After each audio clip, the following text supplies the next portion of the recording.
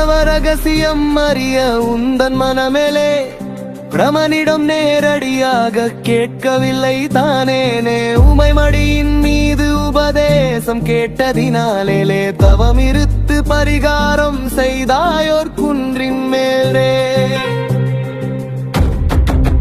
மலைகளை துளைத்த வடிவமாய் எழுந்தது அமைதி நீ. மந்திர சிற்பங்கள் நிறைந்தது தெய்வீக புதுமதி.